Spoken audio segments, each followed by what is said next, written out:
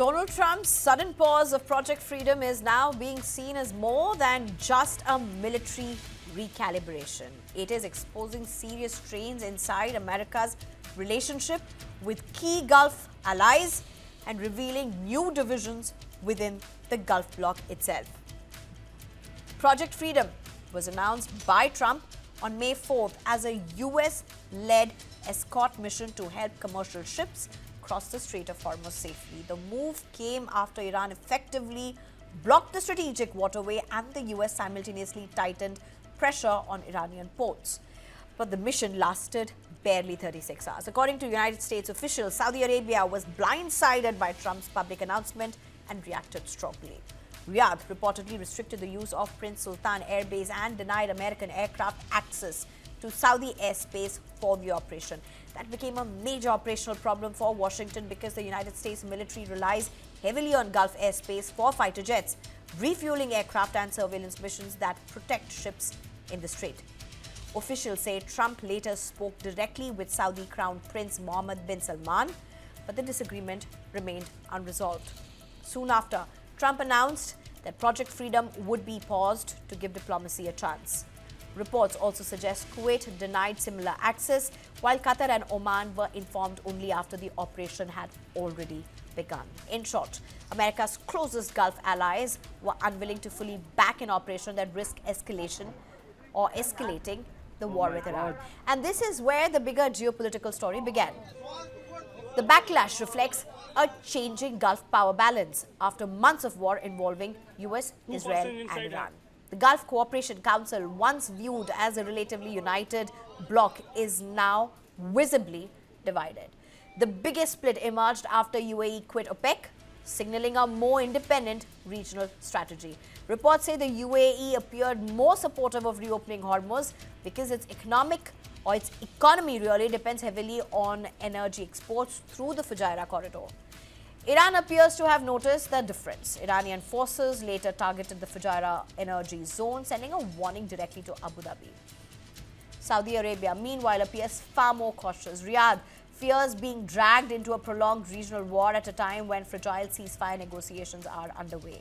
The episode has also exposed frustration with Trump's style of decision-making, with Gulf leaders reportedly upset over a lack of consultation. Now, different Gulf states seem to be choosing different paths. The UAE appears ready to deepen ties with Washington and Israel, while Saudi Arabia and some allies may increasingly work with China, Turkey and Pakistan on diplomacy and regional security. That does not mean Gulf countries are abandoning the United States, but it does suggest the post-war West Asia may no longer revolve around a single, unified, US-led security framework. For now, Project Freedom may be paused, but the bigger shift underway is about how America's Gulf allies are redefining their own strategic interests in a rapidly changing West Asia. I'm being joined by Major General Rajan Kochhar, defense and strategy expert. Good evening. Thank you so much for joining me. Adit Kothari joins us, foreign affairs and geopolitical expert. Thank you so much for joining me. Well, Major General Rajan Kochhar, first to you at this point. You know, almost every few days you have some changing dynamics, but I think the Gulf region now realizing the cost of playing into any single party, in this particular case, United States. Thank you, Sneha. I think it's a very good discussion which you are initiating, because this is the beginning of a change in West Asia, or the Middle East as the United States may call it. Recent reports suggest that 228 major strikes have happened in the 15 US air bases in the GCC countries. The GCC countries are losing that kind of a faith in the capability of the United States to protect them. It's very evident. And this, as you rightly brought out, this Project Freedom had a premature death because of this. Because the Gulf countries don't want an escalation with Iran as of now, because their economy is already in a very, very bad shape, especially UAE and Saudi Arabia have been badly hit. Kuwait as well as Oman and Qatar uh, have a similar kind of a situation. So I perceive that the change is happening. It won't take, I mean, if we think that it will happen very soon, it won't happen so soon because US bases will continue to stay on for some time. But definitely the thought has started, and a recent example is UAE, and this is important to understand because it has got a far reaching implications. UAE has always been a very strong ally of the United States.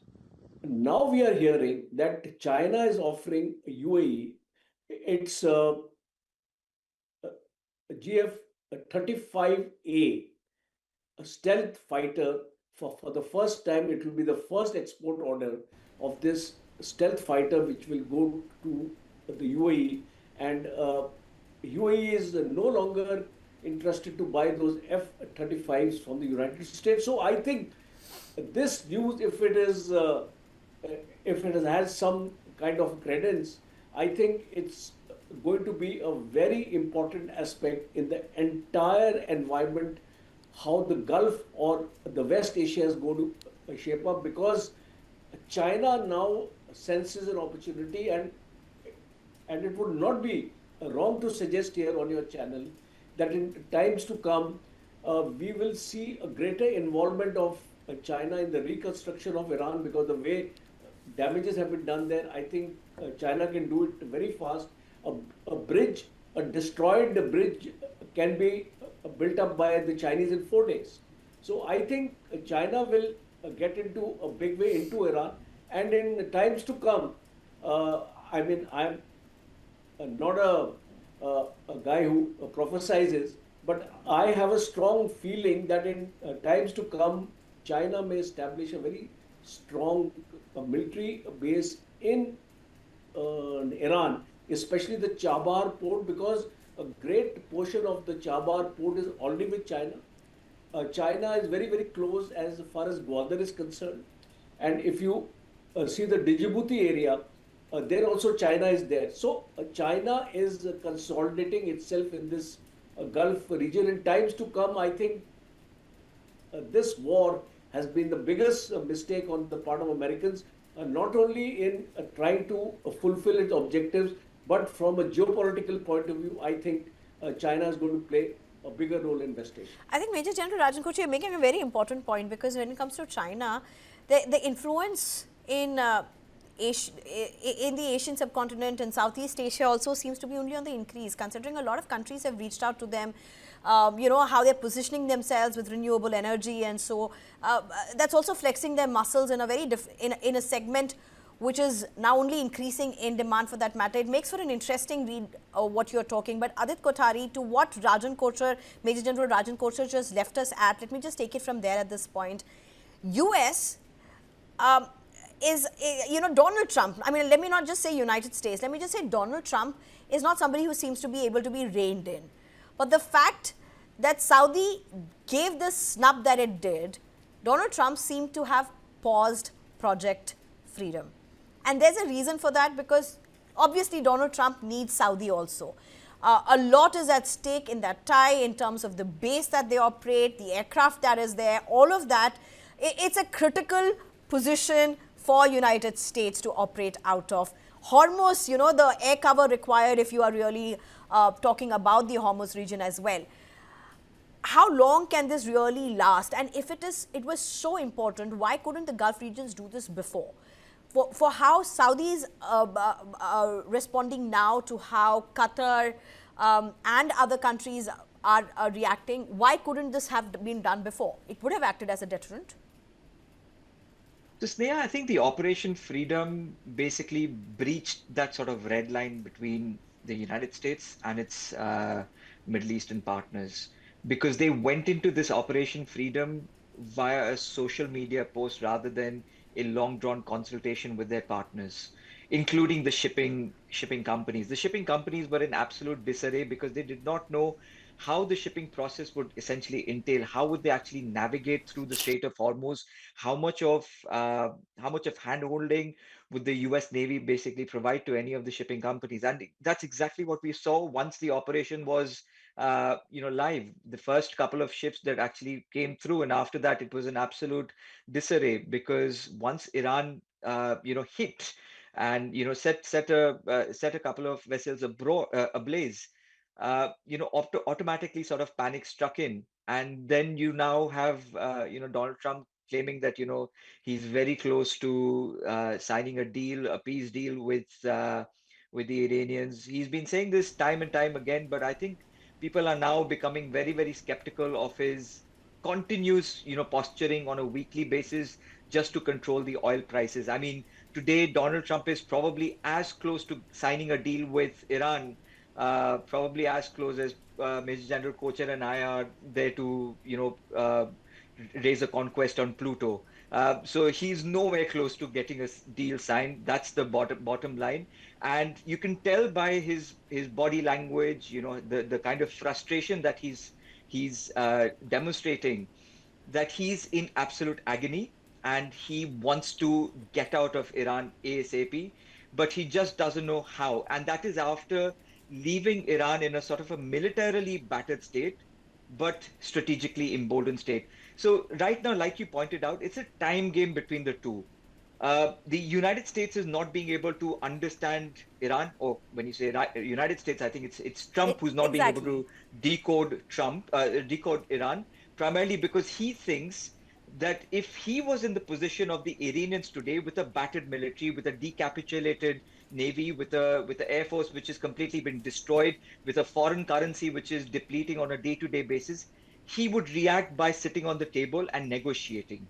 Whereas the Iranians are thinking, hold on, Donald Trump is going into the midterms with, ratings of the lowest ever that he has been in both the terms, with the gasoline prices hovering over $4, with, inflation in the United States going through the roof. So he should be demonstrating much more of an emergency to actually sit down on the table and negotiate this peace deal and ensure that the world can go back to some sort of a place of sanity. So both are just waiting it out, and I think this is going to be going on for the foreseeable future going forward. Sneha. Major General Rajan Kochar, when we are talking about United States, when you're talking about Donald Trump and the Gulf region, what does this really mean for Hormuz? I mean, safety is a big concern. You've had Indian sailors who have been at the receiving end as well. There are many other civilian sailors who really have nothing to do with, they're it's part of their livelihood, and they are clearly affected. Um, Project Freedom has been paused, blockade continues. How does Hormuz stabilize, or we just consider this as something that we have to come to terms with? It's a very interesting perspective, Sneha, you put you forward, because that is concerning all of us. I think not only in India, I mean, across the world, especially the East Asian countries. Talk about China, South Korea, Japan also equally concerned, because their dependencies here are far greater than the Indian dependencies. So now, if we look at your question per se, uh, what is the future of Strait of Hormuz? I think much would depend upon. There are some backdoor channels still working between the United States and Iran, and they are trying to discuss that can we arrive at a decision that we have a temporary opening up of this blockade, of closure of this blockade, as well as opening up of the Hormuz, so that we can start talking. Because I'm of the opinion that unless United States and Iran start or reopen the negotiations, I don't think there can be any solution. Because even if That's true. prematurely United States That's withdraws evident. from Yeah. here, it is not actually going to create a situation where the Hormuz will be the status quo. So I think it's the first step important is that they need to talk. And once they talk, I'm quite sure certain amount of concessions as far as the enrichment of the uranium is concerned, other aspects also, security guarantees and those unfreezing of the accounts of the Iran because they badly need that kind of revenue. So I think the first step would be that both have to agree to Okay. stop the blockade as well as Okay. this. I'm completely out of time. Let me just very quickly go across to Adit Kothari. Adit Kothari, your last words on this. So, just taking the leaf from Major General Kocha, it's all about the nuclear enrichment, and the Iranians are now sticking to their point of 20%. So now just imagine how Barack Obama is feeling. He spent 2.5 years trying to stitch up this JCPOA with the Iranians, got it signed, got a formal agreement, had the IEEA, willing to go into Iran and, sort of have a closer look into their enrichment program and keep a tabulation of it. And then, Donald Trump comes in and tears it apart only after, 8 years to go back in and get the same JCPOA deal Right. renegotiated with the same conditions. So that's the position that Donald Trump has left the world in. We are just 8 years doing the same thing that we've already done. I can just say tough times because Donald Trump has said this pause is very temporary, and if Iran doesn't sort this out, they will attack Iran, as it were. This is just another threat of all the series of threats that he's been giving out, but pretty turbulent times for what it is. Major General Rajan Kochhar, Adit Kothari, thank you very much for joining us. Let's just see how this goes forward.